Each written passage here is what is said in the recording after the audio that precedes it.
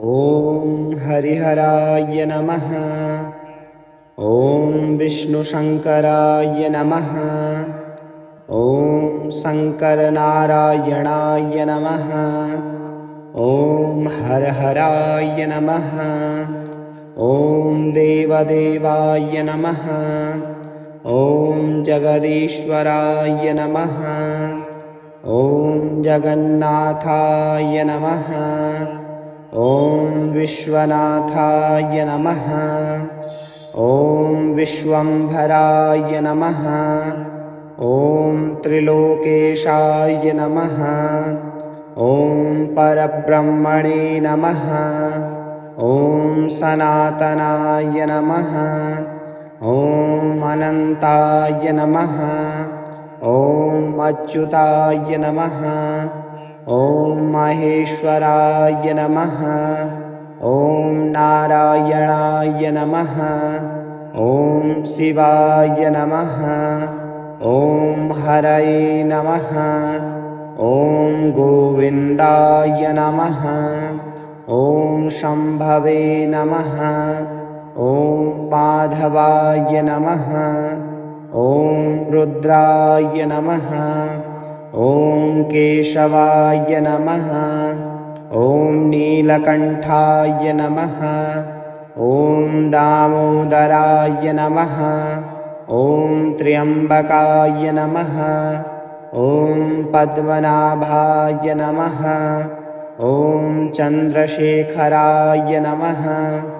ॐ श्रीधराय नमः। ॐ पशुपतये नमः। ॐ जनार्दनाय नमः। ॐ उमापतये नमः।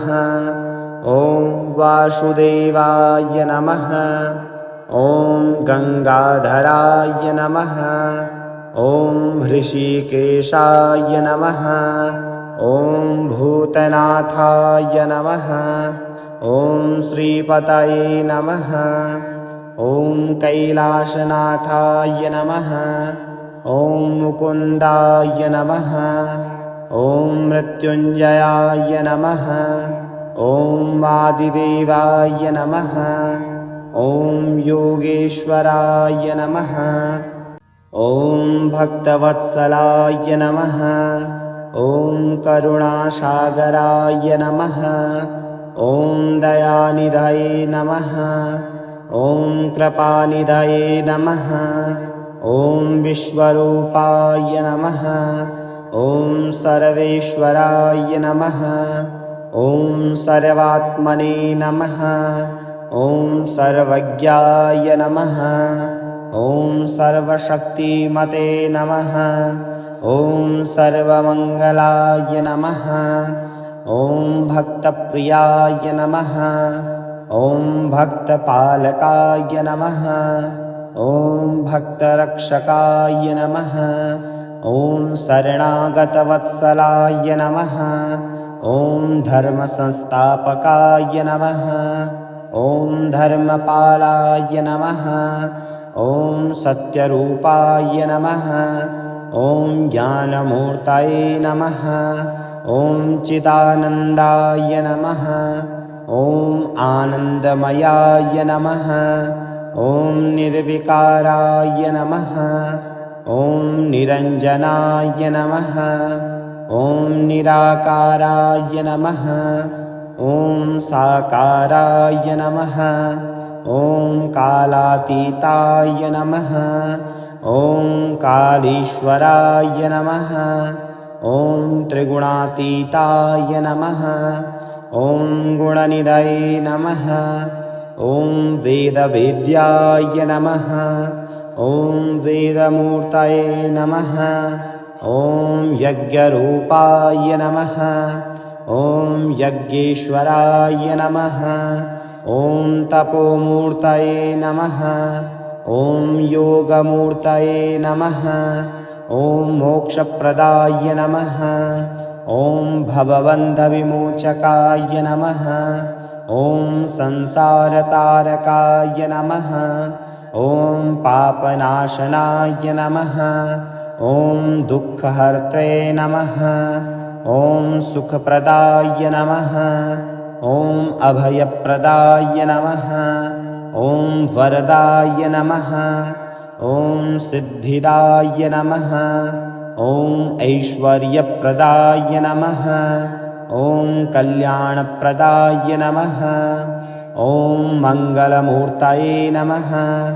ॐ दिव्यतेजसे नमः। ॐ तेजोमयाय नमः। ॐ परमात्मने नमः। ॐ पुरुषोत्तमाय नमः। ॐ ईशानाय नमः।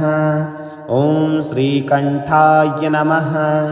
ॐ गरुडध्वजाय नमः। ॐ वृषभध्वजाय नमः। ॐ कमलनयनाय नमः। ॐ त्रिनेत्राय नमः। ॐ शाश्वताय नमः। ॐ अक्षराय नमः। ॐ अव्ययाय नमः। ॐ परमेश्वराय नमः।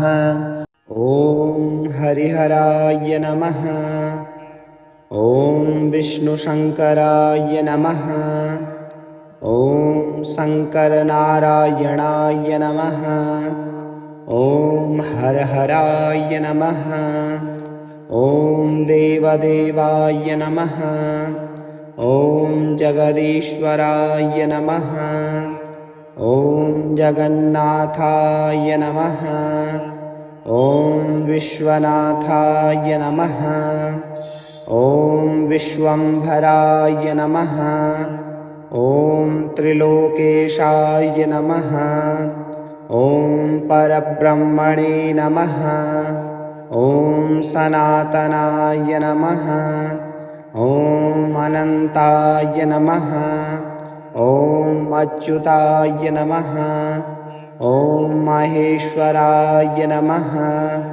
ॐ नारायणाय नमः। ॐ शिवाय नमः। ॐ हरये नमः। ॐ गोविन्दाय नमः। ॐ शम्भवे नमः। ॐ माधवाय नमः। ॐ रुद्राय नमः। ॐ केशवाय नमः। ॐ नीलकण्ठाय नमः। ॐ दामोदराय नमः।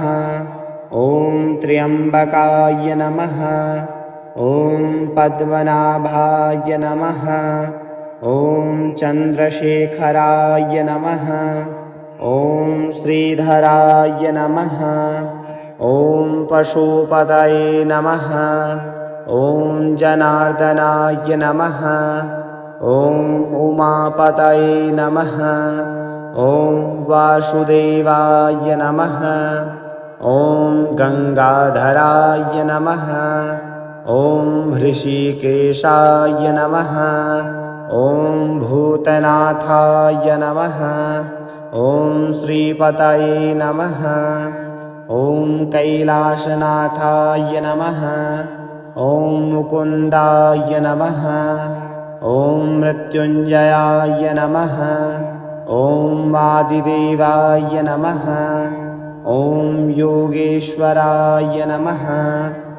ॐ भक्तवत्सलाय नमः। ॐ करुणासागराय नमः। ॐ दयानिधये नमः। ॐ कृपानिधये नमः। ॐ विश्वरूपाय नमः। ॐ सर्वेश्वराय नमः। ॐ सर्वात्मने नमः। ॐ सर्वज्ञाय नमः। ॐ सर्वशक्तिमते नमः। ॐ सर्वमङ्गलाय नमः। ॐ भक्तप्रियाय नमः। ॐ भक्तपालकाय नमः। ॐ भक्तरक्षकाय नमः। ॐ शरणागतवत्सलाय नमः। ॐ धर्मसंस्थापकाय नमः। ॐ धर्मपालाय नमः।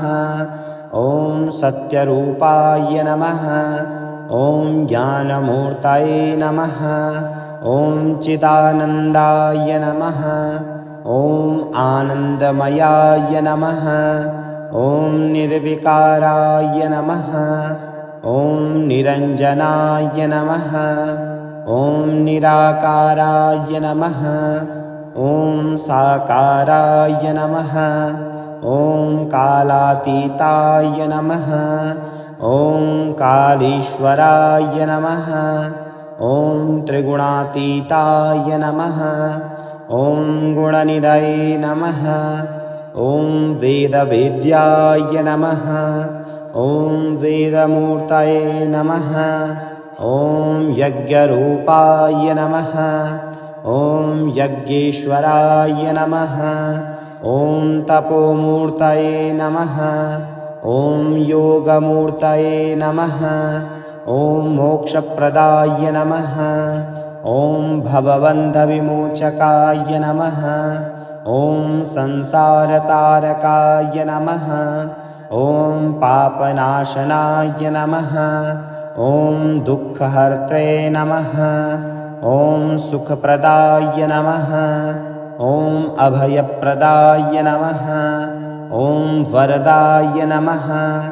ॐ सिद्धिदाय नमः। ॐ ऐश्वर्यप्रदाय नमः। ॐ कल्याणप्रदाय नमः। ॐ मङ्गलमूर्तये नमः। ॐ दिव्यतेजसे नमः। ॐ तेजोमयाय नमः। ॐ परमात्मने नमः। ॐ पुरुषोत्तमाय नमः। ॐ ईशानाय नमः। ॐ श्रीकण्ठाय नमः। ॐ गरुडध्वजाय नमः। ॐ वृषभध्वजाय नमः। ॐ कमलनयनाय नमः।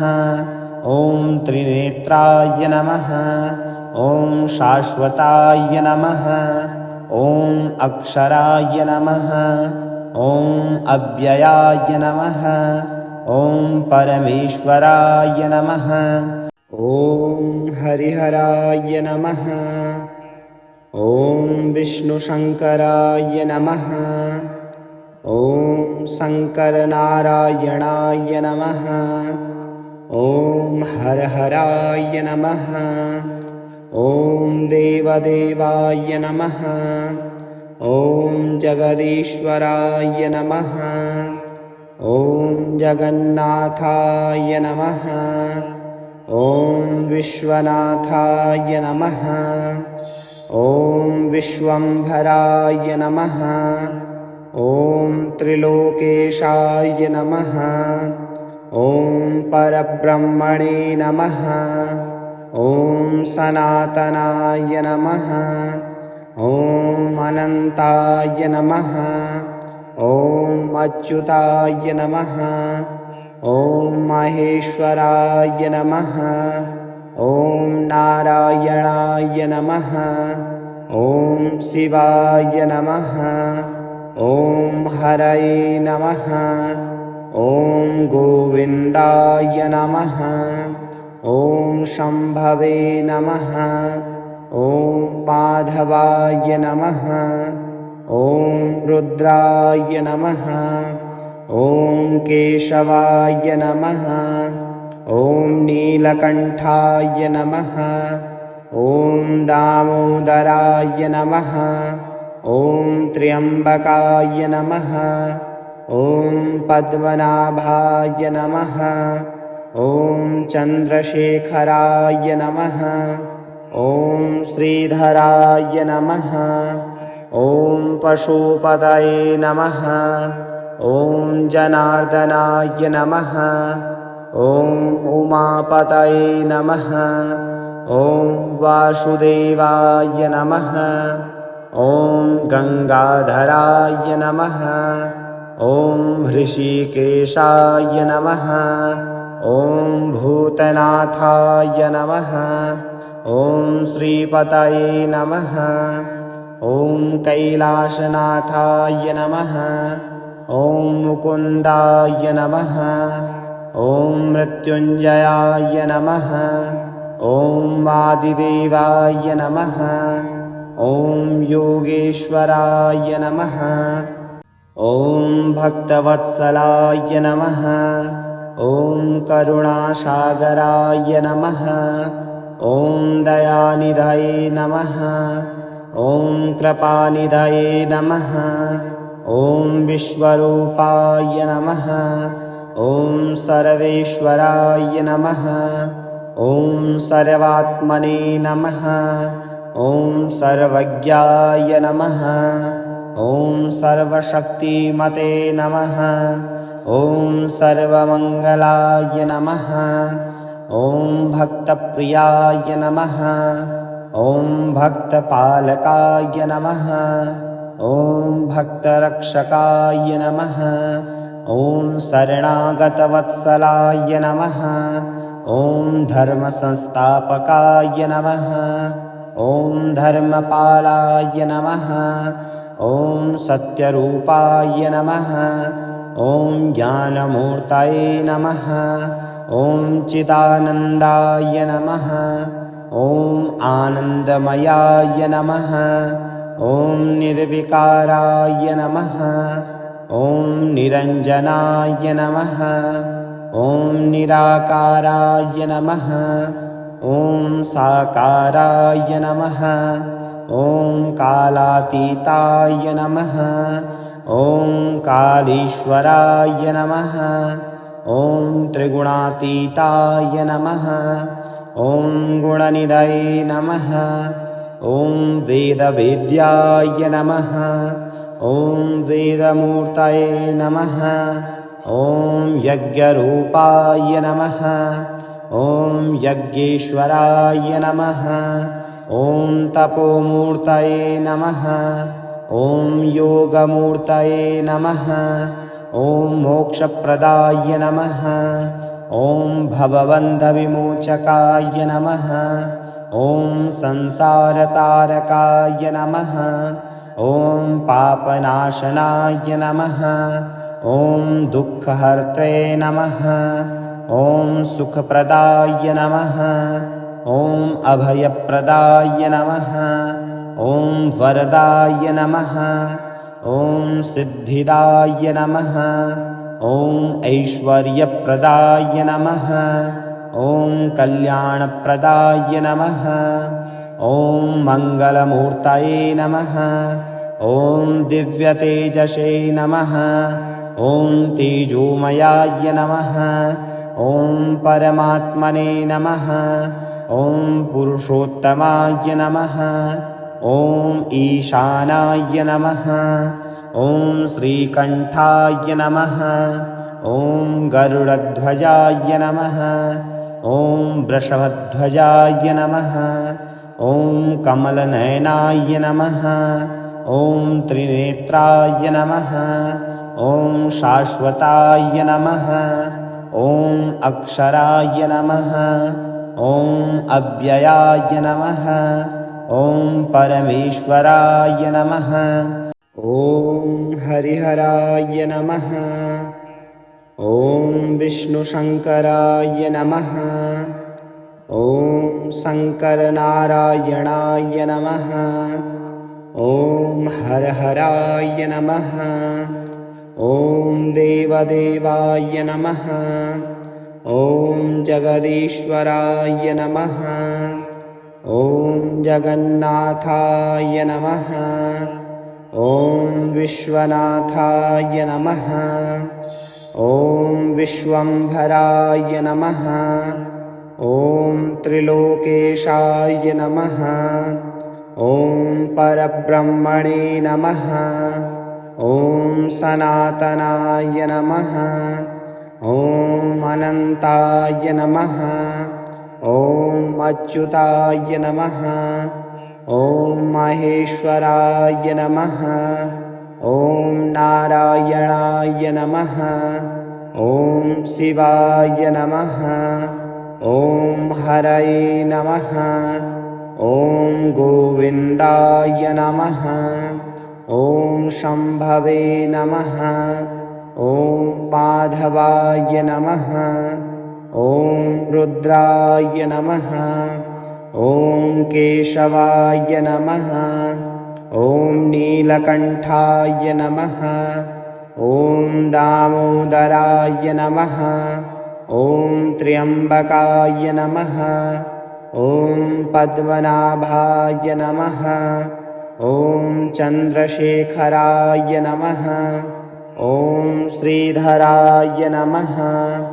ॐ पशुपतये नमः। ॐ जनार्दनाय नमः। ॐ उमापतये नमः।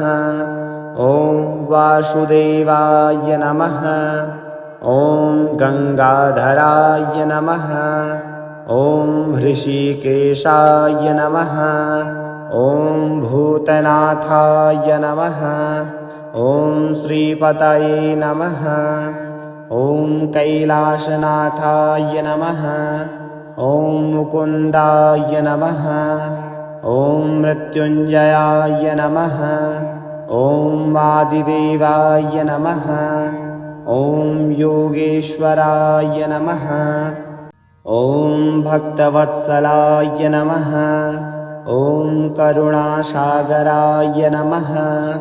ॐ दयानिधये नमः। ॐ कृपानिधये नमः। ॐ विश्वरूपाय नमः। ॐ सर्वेश्वराय नमः। ॐ सर्वात्मने नमः। ॐ सर्वज्ञाय नमः। ॐ सर्वशक्तिमते नमः। ॐ सर्वमङ्गलाय नमः। ॐ भक्तप्रियाय नमः। ॐ भक्तपालकाय नमः। ॐ भक्तरक्षकाय नमः। ॐ शरणागतवत्सलाय नमः। ॐ धर्मसंस्थापकाय नमः। ॐ धर्मपालाय नमः। ॐ सत्यरूपाय नमः। ॐ ज्ञानमूर्तये नमः। ॐ चिदानन्दाय नमः। ॐ आनन्दमयाय नमः। ॐ निर्विकाराय नमः। ॐ निरञ्जनाय नमः। ॐ निराकाराय नमः। ॐ साकाराय नमः। ॐ कालातीताय नमः। ॐ कालीश्वराय नमः। ॐ त्रिगुणातीताय नमः। ॐ गुणनिधये नमः। ॐ वेदवेद्याय नमः। ॐ वेदमूर्तये नमः। ॐ यज्ञरूपाय नमः। ॐ यज्ञेश्वराय नमः। ॐ तपोमूर्तये नमः। ॐ योगमूर्तये नमः। ॐ मोक्षप्रदाय नमः। ॐ भवबन्धविमोचकाय नमः। ॐ संसारतारकाय नमः। ॐ पापनाशनाय नमः। ॐ दुःखहर्त्रे नमः। ॐ सुखप्रदाय नमः। ॐ अभयप्रदाय नमः। ॐ वरदाय नमः। ॐ सिद्धिदाय नमः। ॐ ऐश्वर्यप्रदाय नमः। ॐ कल्याणप्रदाय नमः। ॐ मङ्गलमूर्तये नमः। ॐ दिव्यतेजसे नमः। ॐ तेजोमयाय नमः। ॐ परमात्मने नमः। ॐ पुरुषोत्तमाय नमः। ॐ ईशानाय नमः। ॐ श्रीकण्ठाय नमः। ॐ गरुडध्वजाय नमः। ॐ वृषभध्वजाय नमः। ॐ कमलनयनाय नमः। ॐ त्रिनेत्राय नमः। ॐ शाश्वताय नमः। ॐ अक्षराय नमः। ॐ अव्ययाय नमः। ॐ परमेश्वराय नमः।